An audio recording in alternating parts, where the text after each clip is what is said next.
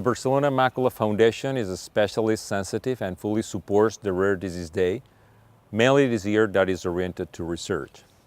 We, the retina specialists and retinal researchers, struggle with devastating diseases that cause enormous suffering to our patients and their relatives because of the severe visual loss or blindness that diseases such as Stargardt disease or retinosi pigmentària cause to our patients.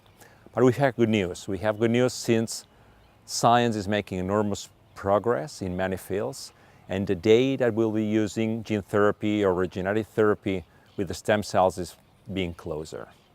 We are engaged and committed with international consortiums and collaborative projects, mainly in Europe, to make this happen as soon as possible. With research, our possibilities are limitless. We will not surrender.